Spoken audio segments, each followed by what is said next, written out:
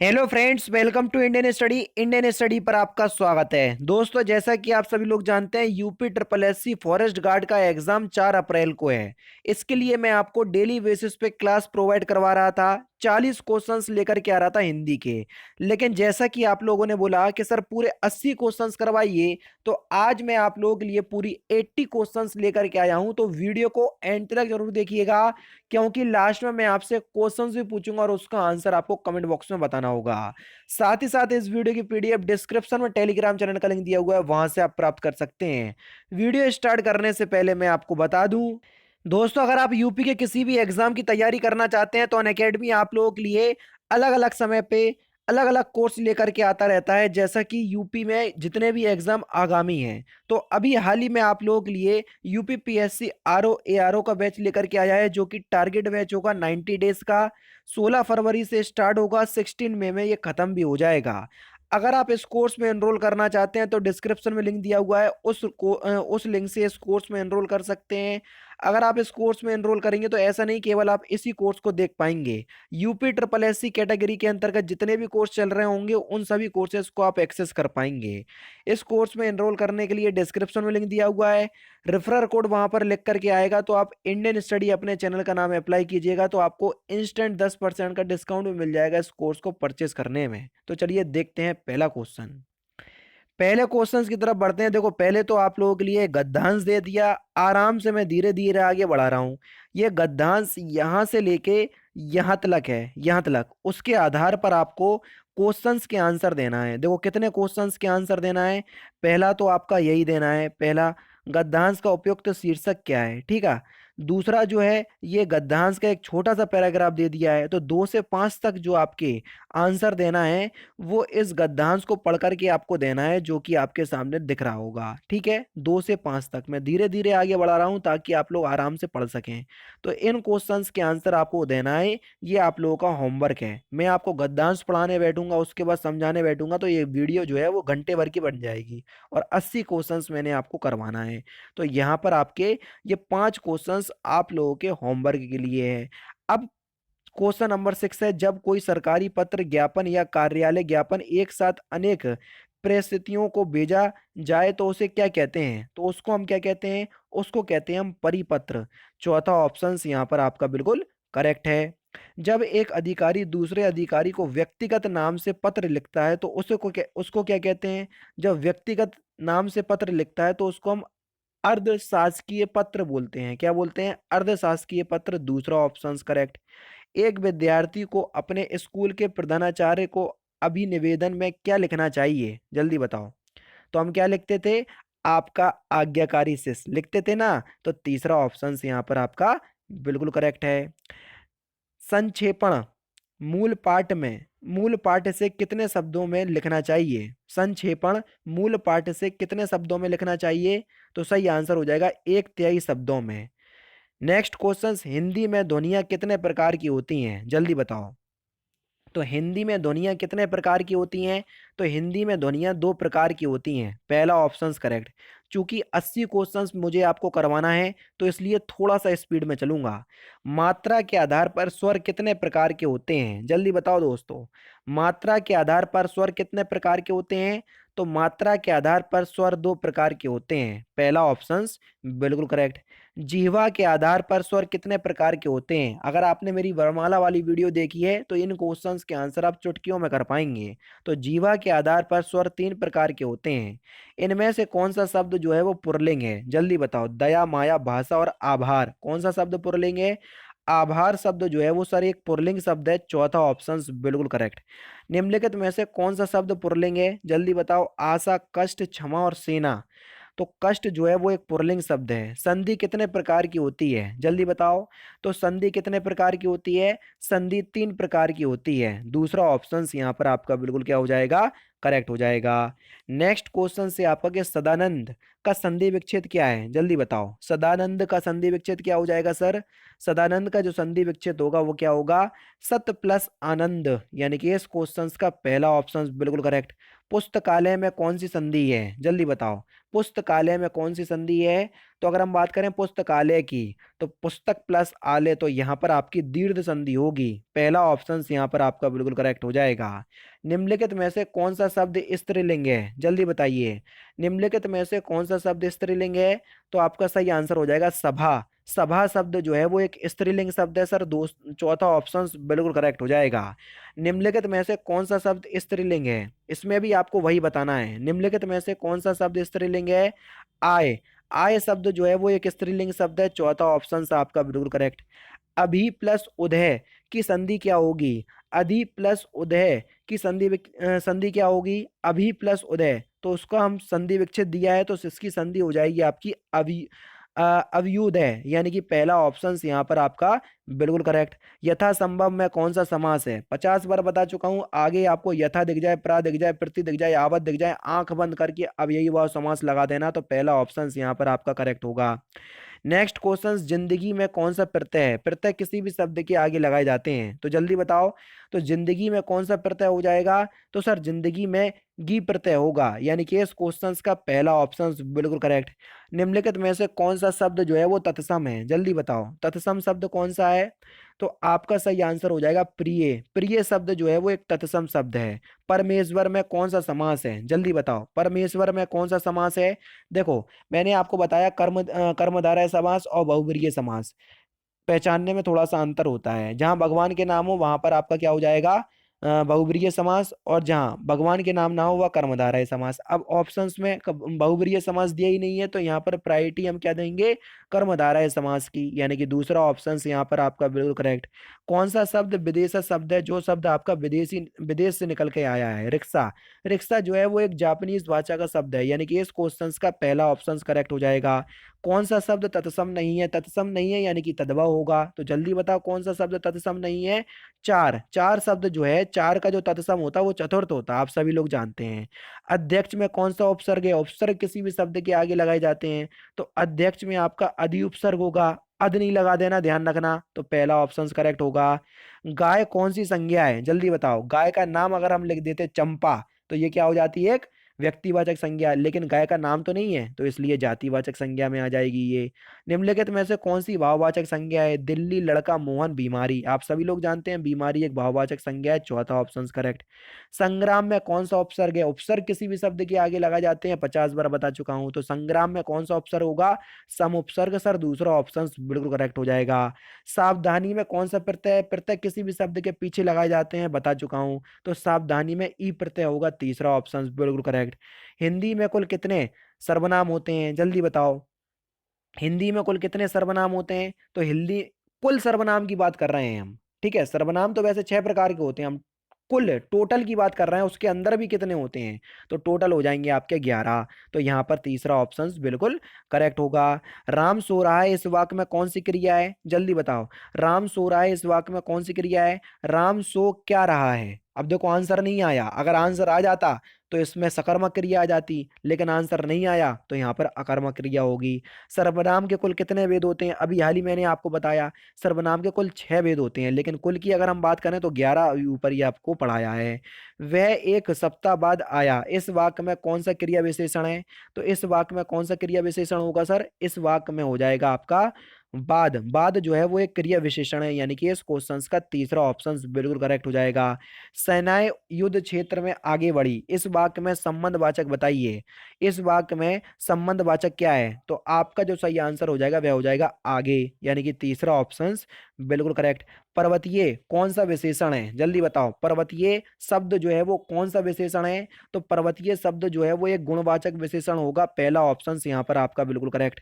वह आया और मैं गया, इस वाक्य में समुच्चय बोधक बताइए। वह आया और मैं गया, इस वाक्य में समुच्चय बोधक क्या होगा, और जो है वो एक समुच्चय बोधक होगा, तीसरा ऑप्शन करेक्ट। निम्नलिखित में से कौन सा शब्द विशेषण है, जल्दी बताओ। कौन सा शब्द विशेषण है, यह वस्तु बड़ी चमकीली है, चमकीला जो है वो उस वस्तु का विशेषण है, इसलिए ये चमकीला शब्द जो होगा वो एक विशेषण शब्द होगा। हाय अब मैं क्या करूं, इस वाक्य में विस्मयादक शब्द बताइए, तो आप सभी लोग जानते हैं अहे, अरे, ओ, हाय, ये सभी जो आपके शब्द कहलाते हैं जिनके बाद में डंडा बिंडी लगी होती है, तो वो एक क्या होते हैं, विस्मयोदक शब्द होते हैं, यानी कि हाय जो है वो एक विस्मयबोधक शब्द है, पहला ऑप्शन बिल्कुल करेक्ट। जो शब्द संज्ञा की विशेषता बताते हैं उसको हम क्या कहते हैं? तो जो शब्द संज्ञा की विशेषता बताते हैं उनको हम विशेषण कहते हैं, यानी कि दूसरा ऑप्शन बिल्कुल करेक्ट। उपसर्ग वह शब्दांश है जो, देखो बता चुका हूं, उपसर्ग किसी भी शब्द के आगे लगाए जाते हैं, प्रत्यय पीछे लगाए जाते हैं। अब देखो किसी शब्द के आगे जुड़ता है उसको उपसर्ग कहते हैं। निम्नलिखित में से कौन सा शब्द जो है वो शुद्ध है? 46 आप किस प्रकार से लिखेंगे, जल्दी बताइए सर। 46 आप किस प्रकार से लिखेंगे? सर पहला ही ऑप्शन बिल्कुल करेक्ट हो जाएगा। 46 इस प्रकार से लिखा जाता है। अनीक का पर्यायवाची हमको बताना है। अनीक का पर्यायवाची हमको बताना है। अनीक का पर्यायवाची क्या होगा? तो अनीक का पर्यायवाची हो जाएगा सेना। दूसरा ऑप्शन बिल्कुल करेक्ट। कपड़ा का पर्यायवाची हमको बताना है। कपड़ा का पर्यायवाची क्या हो जाएगा? तो वसन। वसन जो है ये कपड़ा का पर्यायवाची होगा। दूसरा ऑप्शन बिल्कुल करेक्ट। निम्नलिखित में से शुद्ध शब्द बताइए, कौन सा शुद्ध शब्द है? उज्ज्वलन आप किस प्रकार से लिखेंगे? ये शब्द उज्ज्वला योजना से निकला हुआ है, तो जल्दी बताओ उज्ज्वलन शब्द आप किस प्रकार से लिखेंगे? सर पहला ही ऑप्शन यहाँ पर आपका बिल्कुल करेक्ट हो जाएगा। अभय और उभय शब्द युग्म का सही अर्थ बताइए। अभय और उभय का अर्थ क्या होता है? देखो अभय का अर्थ होता है निर्दय और उभय का अर्थ होता है दोनों। उभयनिष्ठ नहीं होता है, उभयनिष्ठ दोनों। तो आपका सही आंसर हो जाएगा पहला ऑप्शन। नेक्स्ट क्वेश्चन, आकाश का विलोम शब्द क्या होगा? आकाश का विलोम शब्द क्या होगा? आकाश का विलोम शब्द होगा पाताल। दूसरा ऑप्शन बिल्कुल करेक्ट। अली और अली शब्द का सही अर्थ बताइए। देखो अली, अली माने होता है आपका भौरा, और अली, अली माने होता है आपका सखी, यानी कि दूसरा ऑप्शन यहाँ पर आपका बिल्कुल करेक्ट हो जाएगा। पृथ्वी का विलोम शब्द क्या होगा सर? पृथ्वी का विलोम शब्द क्या होगा? तो पृथ्वी का विलोम शब्द हो जाएगा आकाश। पहला ऑप्शन करेक्ट। नेक्स्ट क्वेश्चन, बड़ा घर छोटा आदमी नीला वस्त्र में विशेष शब्द कौन कौन से हैं?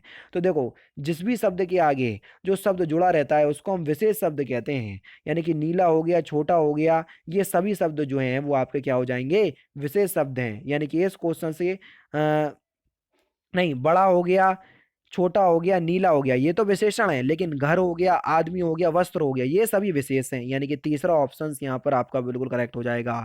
वाच्य होते हैं कितने प्रकार के?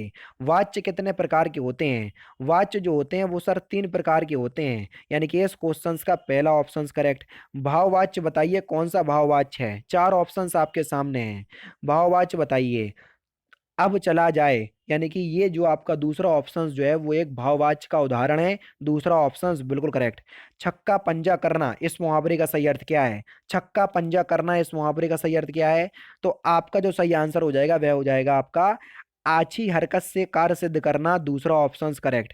सममात्रिक छंद कौन सा है? जल्दी बताओ निम्नलिखित में से कौन सा सममात्रिक छंद है? सममात्रिक छंद का मतलब होता है जिसमें सम मात्राएं होती हैं। तो आपका जो सही आंसर हो जाएगा वह क्या हो जाएगा? सोरठा। सोरठा शब्द जो छंद जो है वो एक क्या नहीं, सोरठा नहीं भैया, आपका जो चौपाई छंद जो होगा वो आपका एक सममात्रिक छंद होगा, क्योंकि चौपाई के प्रत्येक चरण में 16 मात्राएं होती हैं, जबकि दोहे के पहले और तीसरे चरण में 13-13 और दूसरे और चौथे चरण में 11-11, और इसका उल्टा सोठा। तो ये तो विषम मात्रक हो गया, क्योंकि 11-13 विषम होते, जबकि 16 जो है वो एक सम संख्या होती है, इसलिए चौपाई जो है वो एक सम मात्रक छंद होगा।